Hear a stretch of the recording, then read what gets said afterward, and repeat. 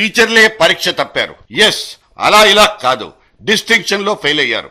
దేశవ్యాప్తంగా 93% మంది అయ్యవార్లు national teacher eligibility పరీక్షలో బొక్కబోర్లా పడ్డట్టు ఒకానొక సివిల్ సొసైటీ సర్వే తేల్చి పారేసింది. వీళ్ల బుర్రల్లో మ్యాటర్ లేదని, చదువు చెప్పేంత యోగ్యత వీళ్ల దగ్గర లేనేలేదని తేల్చి పారేసింది. మన స్కూళ్లలో ఉద్యోగాలు వెలగబెడుతున్న టీచర్లంతా నిజంగానే ఇంత పనికిమాలిన వాళ్ళ?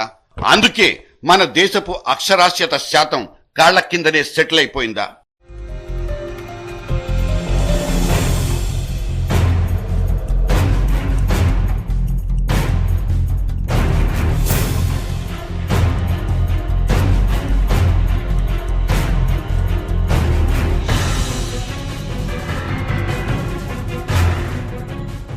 గురువంటే కనిపించని దేవుడని, మన తలరాతల్ని రాసిపెట్టే బ్రహ్మ స్వరూపుడని చిన్నప్పుడు చదువుకున్న ఒక సాంస్క్రిట్ శ్లోకం మనకిప్పటికీ గుర్తుండిపోయింది. మనమంతా గురుభక్తిలో మైమర్చిపోయి టీచర్ల కాళ్లు మొక్కిన రోజులు సైతం ఇంకా చెరిగిపోనే లేదు. పిల్లలకు చదువు చెప్పడం అంటే దాన్ని జీతమిచ్చే వృత్తిగా కాకుండా మనసుకు నచ్చి చేసే పుణ్యకార్యంగా భావించే టీచర్లు ఇప్పటికీ ఉన్నారు. రిటైర్ అయిన టీచర్లు లాభాపేక్ష లేకుండా పిల్లల్ని ఇళ్ల వరండాల్లో కూర్చోబెట్టుకుని అక్షరదానం చేస్తున్న దృశ్యాలు కనిపిస్తాయి. కానీ ఇది ఇటువైపున కనిపించే బొమ్మ మాత్రమే. భయానకమైన బొరుసు ఇంకోటుంది.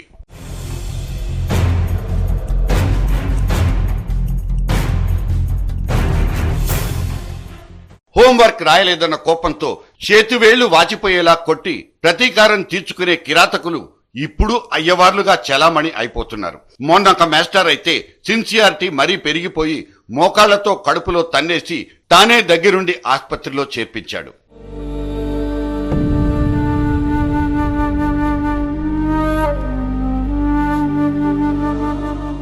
మాట తప్పినందుకు, పద్యం అప్పచెప్పనందుకు వందల కొద్దీ గుంజీళ్లు తీయించిన హిరణ్యకశిపుణ్ణి కూడా మొన్ననే వార్తల్లో చూశాం. ఈయన గారిచ్చిన పనిష్మెంట్ డజను మంది పిల్లల్ని కోమాలోకి తీసుకెళ్లిపోయింది.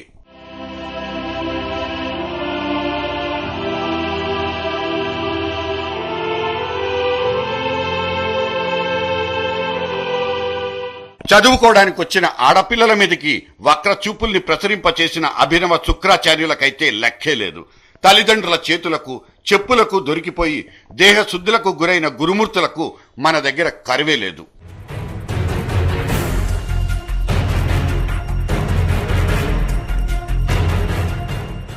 శుద్ధులు చెప్పాల్సిన టీచర్లకే బుద్ధి గడ్డి తింటోందా? 10th ఎగ్జామ్స్ మొదలైన ఈ 8 రోజుల్లోనే ఏకంగా 235 మంది ఇన్విజిలేటర్లు పట్టుబడిపోతే ఆంధ్రప్రదేశ్ ఎడ్యుకేషన్ యాక్ట్ ప్రకారం మొట్టమొదటిసారిగా వీళ్ల మీద మాల్ ప్రాక్టీస్ కేసులు నమోదయ్యాయి.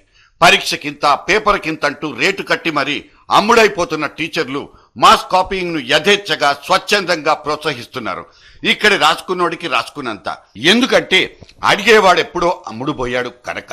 వెర్రి పుట్టించే ఇన్నిన్ని కలుపు మొక్కల్ని చూసిన తర్వాత మన విద్యా వ్యవస్థ బృందావనం కాదు, గంజాయి వనమన్న గుబులు మన గుండెల్లో పుట్టకుండా ఉంటుందా? మన చిన్నారుల భవిష్యత్తును ఈ అర్ధనాగాళ్ల చేతుల్లోనా పెడుతున్నాం? సగటు అమ్మా నాన్నలందరికీ ఇప్పుడు ఇదే ఒక పెద్ద టెన్షన్.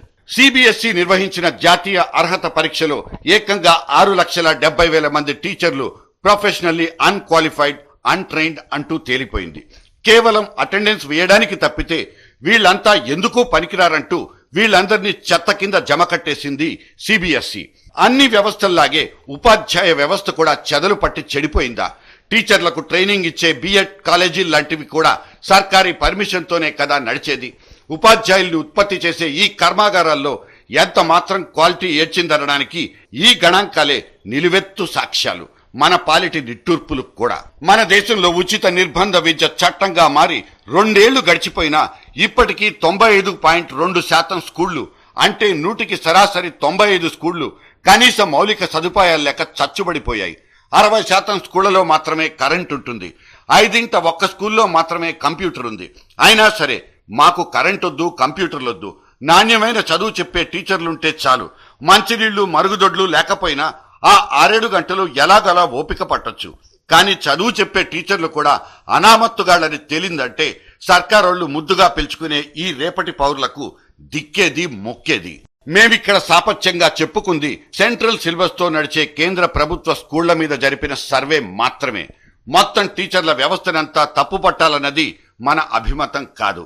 కానీ ఈ గణాంకాలు పిల్లల విద్యా ప్రమాణాల మీద ప్రత్యక్ష ప్రభావం చూపించకుండా ఎందుకుంటున్నాయన్నదే మా ప్రశ్న. పిల్లలకు నాణ్యమైన విద్య దొరకడం లేదంటూ గోలపెట్టి నిండైన అక్షరాస్యత కోసం అరులు చేస్తున్న పేరెంట్స్ కు, ప్రభుత్వాలకు ఇంతకంటే కనువిప్పింకేముంటుంది? బోధన నైపుణ్యం ఉన్న టీచర్లంతా సర్కారీ కొలువులకు సలాంలు కొట్టి కార్పొరేట్ స్కూళ్ల వైపు పరుగు పెడుతున్నారన్నది ఆలోచించాల్సిన ఇంకో విషయం. కార్పొరేట్ స్కూళ్లలో చదువు సంజలంటే పుస్తకాల్ని పీల్చి పిండి చేయడం, పోటీ పరీక్షల్లో బతికి బయటపడడం, ఈ బందికానా బడుల్ని బాగుపరచడానికే టీచింగ్ ఎక్సలెన్స్ మొత్తం ఖర్చయిపోతోంది.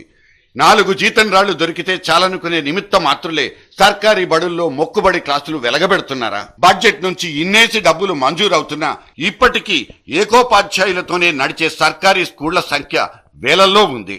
1 నుంచి 5 దాకా అన్ని తరగతులు ఒకరిద్దరు అయ్యవార్లతోనే కానిచ్చేస్తున్న మన ఎలిమెంటరీ స్కూలింగ్ సిస్టమ్ కూడా టీచర్లలో టీచింగ్ ఎలిజిబిలిటీ తగ్గిపోవడానికి ఇంకో కారణం.